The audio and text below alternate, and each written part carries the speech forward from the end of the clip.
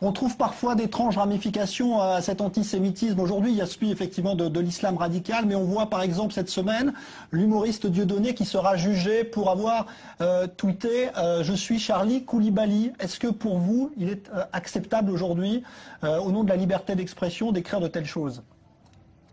Non mais on peut porter un jugement très tranquillement moral.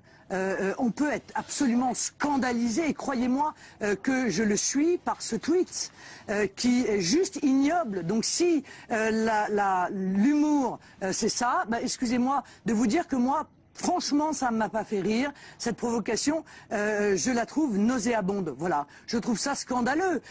Maintenant, tout le problème de la liberté d'expression, c'est où est-ce qu'on met les limites? Est-ce qu'on se contente d'une condamnation politique, puisque M. Dieudonné se pique maintenant de faire de la politique, ou est-ce que l'on en saisit les tribunaux? Ça, c'est la question que chaque pays doit se poser et mettre le curseur au bon endroit.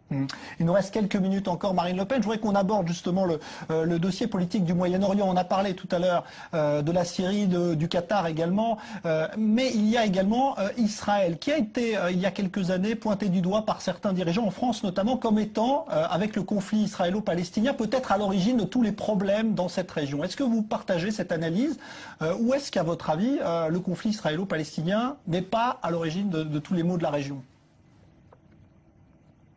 Je pense qu'il est un peu facile de faire porter sur un seul pays l'intégralité des problématiques.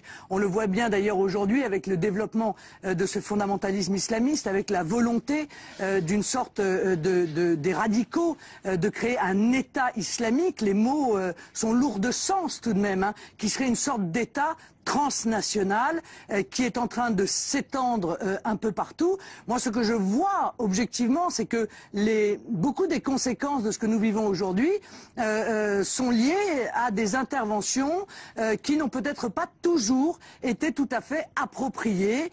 C'est la raison pour laquelle je plaide pour que la France ait une politique diplomatique et une politique de défense qui soit autonome, qui soit indépendante, parce que nous avons dans bien des cas suivi, il faut bien le dire, les Américains, dont je ne suis pas sûr que c'est toujours un jugement très juste lorsqu'ils interviennent à l'international. Je prends l'exemple de l'intervention en Libye qui objectivement a été une véritable catastrophe pour l'ensemble de la région. Je prends aussi, je suis désolé de le dire, l'exemple de la Syrie où là encore, avec le Qatar et l'Arabie Saoudite, nous sommes intervenus pour armer les rebelles, soi-disant épris de démocratie, qui en réalité étaient entre les mains d'Al-Qaïda ou des différentes branches des fondamentalistes islamistes. Alors, des erreurs ont été commises. Nous avons toujours été seuls contre tous pour les dénoncer.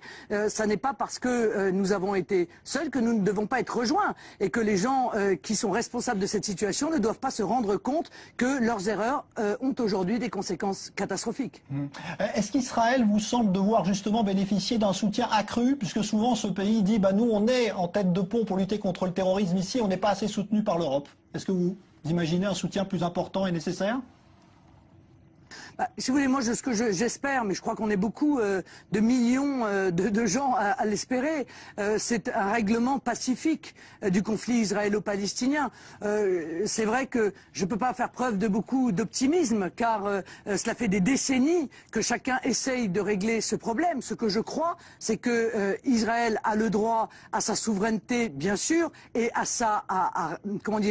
faire respecter sa sécurité. Je crois aussi, et je vous le dis parce que j'ai l'habitude de la franchise, que l'idée d'un État palestinien doit faire son chemin, car je pense que lorsque cet État en sera un, alors il aura des droits, mais il aura aussi des responsabilités à l'égard des organisations internationales, et il sera alors plus simple de réclamer de lui des preuves de la lutte contre les organisations terroristes qu'aujourd'hui où, c'est vrai, ils ont beau jeu de dire nous n'avons pas les moyens de faire respecter la lutte contre le terrorisme, nous n'avons pas les moyens de notre souveraineté, vous ne pouvez donc pas venir chercher notre responsabilité.